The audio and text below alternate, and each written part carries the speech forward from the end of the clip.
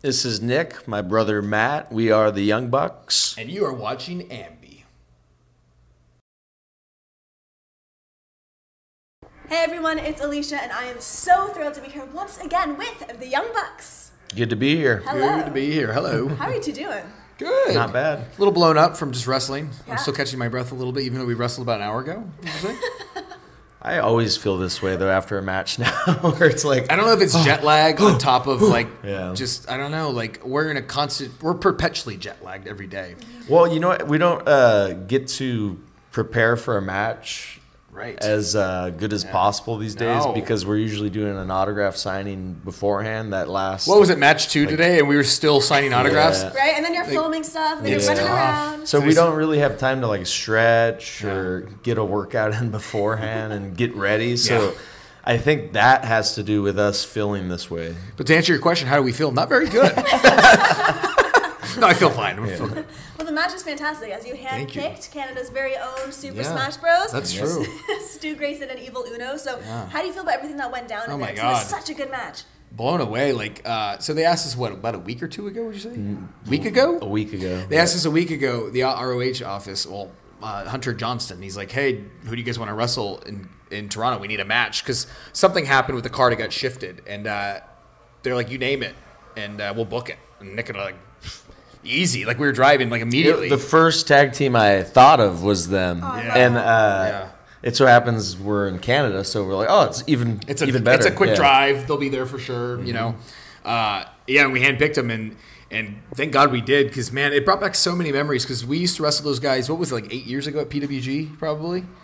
Close to 10? It's crazy. Maybe, I don't know. And, like, we haven't wrestled in so long, like, I don't know, maybe, like, 5 or 6 years, maybe even We longer. haven't seen him in like 5 Yeah, years. I know. So, And even, like, seeing them, it was, like nothing, like, no time had passed, you know? Like, we just picked up right where we left off. And chemistry-wise. Just chemistry, you know? Yeah. And, like, after the match, it's just like, God, I forgot how good you guys are. Like they're from this era of guys like the Kevin Steens and the El Genericos. Like, and they remind me that they're all Canadian, too. Stu was wearing, like, a Steen shirt. Right. Yeah. Like, they're all the same guys. We're all cut from the same cloth. So it's like everyone else has kind of moved on to, like, other things. And these guys, like, because of visa issues, they've had bad luck. And it's like, you know, if we can do something to help, you know, create a little bit more buzz for them and maybe try to get them a job here. I mean, after the match, we literally grabbed everyone that had ears and said, you need to book these guys. You need to sign them. So, but it was just a breath of fresh air being in there with two guys, just two pros that know what they're doing. Yeah, I feel like people have to watch that match. I thought it felt special out there. It felt like old times. I said that into the camera. I'm like, that felt like old times. Like, it just felt so good, you know. Yeah. Well, something that's very exciting at the moment is the fact that All In is on the horizon, September 1st. And it's just been so exciting to see how mysterious, but the hype for everything has been just kind of rolling out. Like, I feel like you're being so creative with the entire thing. So for you, just seeing the reaction and the response and just the fact that it's just months away, how are you feeling about everything right now? Man, it's becoming a little nerve-wracking now because it's all getting real, right? We knew about the show, man, almost about a year and a half ago, right? Where we were toying with the idea. That was the beginning of it, yeah. And so now to see it become a reality and to watch all the buzz that we've created for it, we're just hoping that helps ticket sales. You know what I mean? And there's that weird noise. It does sound like kind of like a horse. You're right. It's nerve-wracking because it's like we've got a lot of buzz and a lot of talk, but it's like, does that necessarily translate into dollars spent, into tickets purchased? We hope so. It's a good sign that because we're doing it also in conjunction with the event is a convention. Yeah. And they're selling hotel rooms like crazy. Like they're like 3 hotels are like sold out. Yeah, it's like. And you know what? We travel a lot, so every meet and greet we do, a big percentage of the people say, "Hey, I'm flying to Chicago. I'm all in." I'm all in. Yeah. So that's a good sign. Because the goal is 10,000 seats. We want to fill it up. We want to have a sellout. Right. So it feels like it's going to do good. I don't think you have anything to worry about. I hope not. I don't think so. As professional wrestlers, you have insecurities. We always doubt ourselves. Yeah. So we'll always have that feeling, and it's like it's hard to get past that. Yeah. Well, we're hopeful, we're excited, we're nervous, and you know, we're optimistic. And I think it's gonna be big. It's gonna be a good day. I can feel it Yeah, already. I hope so. Oh, yeah. It better be after all this. Well, it's super great to see that Being the Elite is back after a small hiatus, and all it took was for Flip Gordon to point out those plummeting merch sales that you guys have been having. So it's here to stay. No more other hiatus that are gonna happen. I don't know. You don't know. We just found out what everybody's up to once again. Yeah. I think once we finally end it, you'll know it's over. Yeah. But for now, we're good. Well, like to go. It was never going to end on a sad note. Like we knew that even if it was like we'd have to do one more episode, like we weren't going to end it with a sad ending. It has to be a happy ending, right? Like, and they lived happily ever after. It's like, so we knew we were coming back. We didn't know if we were going to come back for good or how long we'd be gone. It was a serious discussion, though. We even said, well, what if we do end it? Like, I thought episode 100, something about that's a little poetic. Yeah. Let's end it then and there. But, like, Then you put out 101. but Nick wanted to end it like 4 or 5 different times now. Nick's like, we've peaked, and then it gets better, and then he's like, okay, we did the invasion angle, the show's over. I'm like, and then we do another one, and then it's better. It's like I told him, I'm like, we'll just keep coming up with ideas, and it'll keep getting better. So But you know what? I was burnt out. I was like, you needed a break. I need a break. So that was the perfect way to say, all right, let's take a couple weeks off at least. Yeah. Right. I think that we debated it, but I think we knew it was coming back. Okay. And we're having so much fun. Now, at this point, though, it's too big. It's too popular. So it's our stage to present our ideas. It's our platform. Absolutely. We don't have television every Monday or every Tuesday. So That's that's being the Elite is our Monday Night Raw, so to speak. So we need that. So And it's like, God, it feels like it's such a great tool now. It feels like it would be selfish of us to stop now because there's so many other guys that we can help out and get over and get to the next level. Like we've seen what we did with Hangman Page and with Flip Gordon. And I mean, even just with Cody, like Marty. it feels like with Marty, it's like, I feel With like us too. with us even too, Everyone. because now it's like people liked us and we were over to a degree, but like then when we took them inside our real lives, it's like they liked us on a personal level. So it's like it's too good of a tool to stop doing at this moment. And I honestly get more gratification out of it almost than I do wrestling now. Wow. Yeah, so I know that it's something I That's love. a really interesting take. Yeah, like it's as an artist, it's so gratifying when we put up. Nick and I edit the episodes together, and we put up the episode. I title it, and it goes up, and I see the feedback, and I get a high off of that, like almost as much as a high as I get when I wrestle. Sometimes bigger we're now. very creative people, so it's an easy way to It's a good outlet. Yeah, exactly. To express ourselves. Yeah. We're funny guys, and we're creative, and we want to. Some stuff doesn't land, and some stuff is a home run, and some stuff that we thought would be great just doesn't work. I love know? that you take chances. You have so, to. Like you watch it and you're like, oh, are they going there? They're going there. And you know what? Love it. And I learned that if an idea is okay, as long as you commit to it and you keep pushing it and you try to make it better every week, it usually catches on. Like it's repetition. It's like, no, you didn't like it. But Next week will be better. You know? But while you say that, some things just don't work. Some things don't work. So we'll have to drop it because we see the reaction to it. Okay. But we're not afraid to take chances, and that's how you work as an artist. That's how things succeed. Like even when we plan wrestling matches, like we'll be like, "You think that'll be good today?"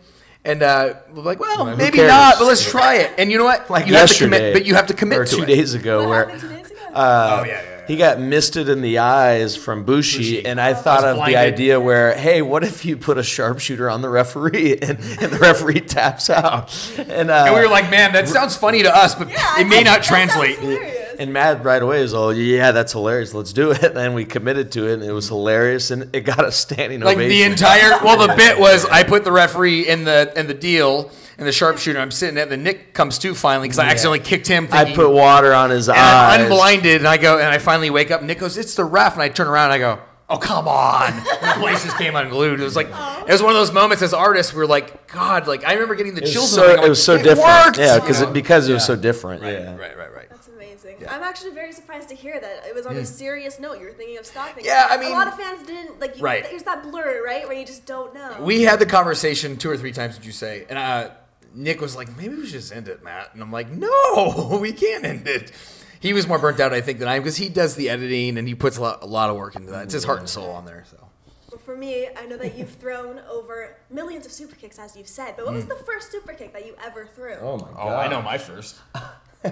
It's a funny story, actually. You thinking the same thing as I am? He super kicked me as a child, and he broke my tooth. Yeah. Really? Knocked his front tooth out. Well, he super. I was brushing my hair, and he's like off guard completely. Yeah, like I'm just like, hey Nick. I was brushing my hair, and then he super kicked the brush. I'm just like, hey right Nick. into my mouth. Bang. Yeah. And right away I was like, oh my god, my tooth. And I is look, gone. I'm like, what? And he has a tooth in the palm of his hand. I was like, oh my god. And it was an adult tooth, so I'm like, what Like do a I big do? tooth. Yeah, I was like 9, 10 years old. And I'm 4 years older, so I was a little bit older. My parents are so mad at me. I don't remember the first one I did, but that was definitely his first. Yeah. It's a pretty good story. Oh yeah. Well, and then you had to go get your teeth done, right? Your front teeth. Weeks and weeks of work, Yeah. which sucked. Oh, no. But I it's a remember funny mom and dad put your tooth like in a glass of milk. Yeah, thinking that Like they're only going to save it or like, something. Yeah, The like, dentist was like, yeah, this is not going to work. Like, but it's a funny story now, at least. So. Yeah, that's a great story. you don't know your first though, huh? We were super kicking each other for years in the living room. Like I remember being a really little kid and super kicking and putting each other in the sharpshooter and figure 4 leg locks, watching WWF Coliseum home videos. I don't know how young we were, but man, I could remember as far back as being like 9. You made 5, maybe. It was always a move though that we loved because Shawn Michaels was one of our favorite wrestlers ever. Yeah. So the Rockers did it. Yeah. Even Marty and Shawn were probably the main influence for it. Yeah. So you really can't remember the first one. It's just like you've done so many. But I'm amazed that you even remember the first one that you had. That was definitely. I wonder how many super kicks we've done in our career. It's got to be in Let's stick with millions, right? Maybe that may be a little. Well, man, in ring. I bet there's a way to average it out. If you're like, yeah, well, if you figure every match we've done like 7 each, and we've had this many matches. Like if you go on Cage Site, what's that? CageSite.com or whatever it's called. It's up there. Yeah, 10,000 or something crazy. Well, obviously at this point, you two have become extremely recognizable. So what are some of the weirder spots that you have met fans? Oh god. That was the reaction that I wanted. I remember one time I was. It might have been Disneyland. I was changing. Disneyland. There's a lot of wrestling fans at Disneyland. I was changing my daughter's poop diaper. And someone came up to me like, "Oh my God, Nick Jackson!" I was like, "Oh yeah, hi!" While I'm changing a crap diaper, so that was a weird one. You mentioned Disneyland, and immediately I have a story. So me and my family, I have a 6-year-old daughter and a 2-year-old son, and my wife. We were all eating at one of those like character dining places where the characters actually come and they hang out with you and like they greet the kids and stuff. And so I'm just eating, and like I noticed that Minnie Mouse is really friendly, and she keeps coming around to our table. I'm like, Minnie Mouse doesn't usually really do that much. Like she's one of the more popular in-demand characters. So I think this is like her 4th time at my table. So anyway, when she's finally leaving for the last time, she takes another picture with my daughter, and then she comes up to me and she like pats my shoulder. I'm like, okay, and then she throws up a 2 sweet, and I'm like, I'm not even supposed to do that. That's on camera, and I'm like, huh? And then she has like 4 fingers, so it was like a weird 2 sweet. But anyway, it was a 2 sweet nonetheless. And I'm like, oh my God. And I 2 sweeted Minnie Mouse. And I look at my daughter, daughter's like, oh my God. And it's like, my daughter's like, Minnie Mouse knows you, Dad? I'm like, I guess. And I was like the coolest dad ever. Oh my God. Yeah. Great story. But that's probably the best one. Yeah. I was like, God, I feel like a rock star right now. I had a terrible story, but he redeemed it. But I would say within the last, would you say 2 years, we've been getting it probably every day. Especially if we're together, we get it. And then I grew these crazy, these things. Yeah. So I think if people are in doubt, they see those, like, that is Matt Jackson. Okay. So we get approached a lot lately, though. It still blows my mind, though. Yeah. Like, if, Disneyland, for some reason. There's a lot of them, yeah. It's always that. Like, Young Bucks and Bullet Club. I'll always point it out, like, to my wife, because she doesn't care about anything. But that's one thing where she's like, oh my God, it blows her mind. Like, that's my husband's shirt. You're standing there and you're like, oh, look. Yeah, it's crazy. We get it multiple times now. I was going to say a funny story about how the other day at the airport, because we get recognized a lot from our wrestling, but now we're starting to get it from our YouTube show. Yeah. So like some fan, he's just sitting at the airport and he puts his hand and he goes, oh my God, it's so nice to meet you. And I said, oh, thanks. He says, I love your YouTube show. I watch it all the time.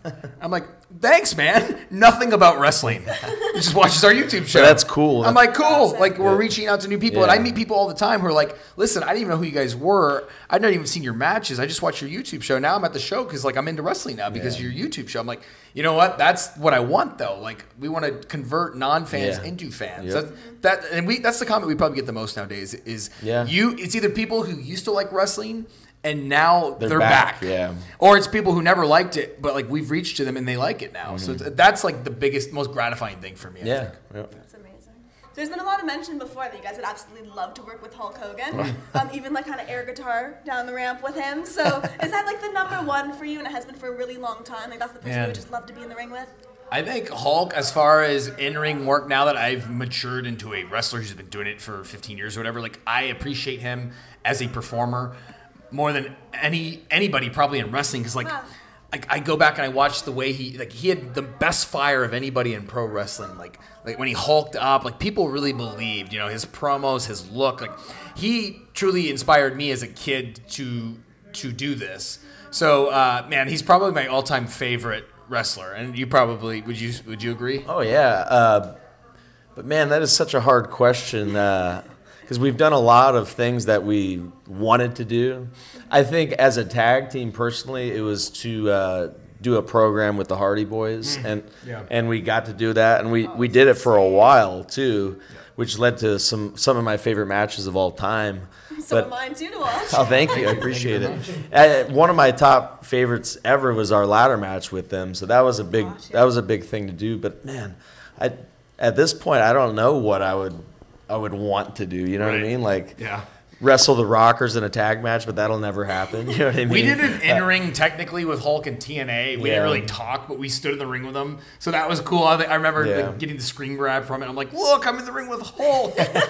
Even though I didn't touch him or say anything to him, it was still kind of cool. Yeah. But yeah, he's like one of my all-time favorites. Playing air guitar with him would be fun. Yeah. The last time I had you on the show, we were talking about your dad and all the really cool compositions that he does. Yep. But we never really got into the fact if either of you can play anything. Oh, so have you ever dabbled? I could play the drums pretty decent, actually, but I never really got like into it. My dad tried to force him. He tried to convince me to play the bass, and I played for like a year or two. I'm no good. Yeah. I knew a little bit, but like it was kind of one of those things. I'm like, I'm just doing this to make my dad happy. I didn't have passion for it, but it would take me a minute to remember everything that I had learned. But I'm pretty decent at drums. Yeah. My dad's excellent though. Like he does it all. And it's like a one-man band, and he loves it. Yeah, he's so passionate about it. He's done a lot of good music for our show. Yeah, and I'm so happy that like we finally have given him a platform for people to hear this, because he married really young to my mom, and like he kind of gave up on his dream, like as far as like taking it, like how as far as we've taken our wrestling, like that was like he didn't his have goal. an opportunity. He didn't have an opportunity, so it's like it's fun to like give back, because he was such a good parent. He had kids to us. very young too. He was such a good parent for us, and he believed in us, and he told us, you know what, do whatever you want, follow your dreams, and he helped. I mean, he helped build a ring in our backyard, like so like. To help, like we're just giving back for all the stuff that he did for us so many years ago, for supporting us, and he gave us our first break, right? And and it's fun because we're kind of giving him his first break. You know what I mean? Yeah. I can only imagine him like seeing you guys wrestle and then hearing just the crowd beep. Every time he must be just so proud. For sure. When his music plays like in arenas, he's just like, him and my mom are our biggest fans. They watch everything. They are watching this interview right now, for sure. And they're crying. Hi, Mom. Hi, Dad. Well, I just had Jay White in the room, and he wanted me to show you this because he thought you could get some ideas for some new promo photos. Oh, jeez. So have you seen this before? No, I have not. Just take a little gander. Take a little photo. That's great. We think that you could take some of these. Oh my lord! They went all out, didn't they? They went all out. So he's just taking a shower with clothes on? Is that what he's doing? Showing These guys are real weird. This is pretty funny though. Yeah, this is kind of funny. Good, right? This is very very professional. The photographer did a really good job, actually. So I bet this is Rocky's fault. It had to have been his idea, right? It's pretty good, actually, though. So just if you get any ideas, I just wanted to... There's a couple that we could probably... What was that, eating like a rice bowl or like an ice cream thing or an apple? What is that? Oh, yeah. I've never ate one of those things. But it has meat. Is that like from Australia, the little beef pie things? Oh, yeah. There's a little like... This is pretty funny. Yeah, I don't know how I feel about this. I'm a little indifferent. Look at that. They went all out. That's pretty funny. All right, showing you. Oh, in the back, Matt, just so you can. They're pretty jacked, though. They're pretty jacked. Yeah. Yeah. They're not bad. Not bad. Well, just to wrap things up, I do want to leave it with the fans. Is there anything you want to say to everybody? Because so much has changed since I saw you guys a year ago. Oh man, they've given us everything, so it's hard to put it in words how grateful we are for our fans, because we are what we are because of them. We don't have the WWE, obviously, so we're all self-built, and because of that, the fans have been so great for that, and they've helped build us to what we're at, and we're very thankful for all of them.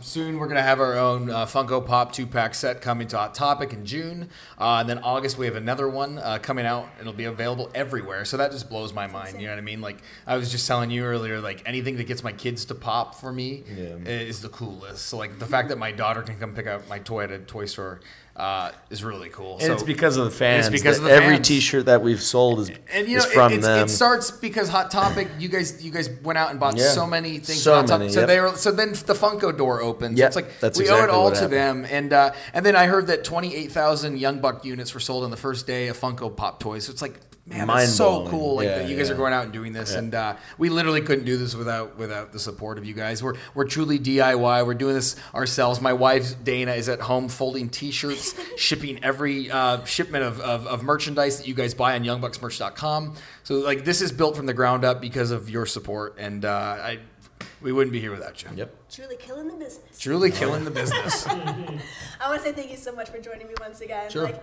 seeing what you guys do and just how passionate you are about everything, like it just lights fire under my ass every time I see. Right on. you doing And you're something killing it super too. cool. Thank you so You're much. doing Keep great. it up. Yeah, Keep it Thank up. you. Until next time. Yep. Oh yeah.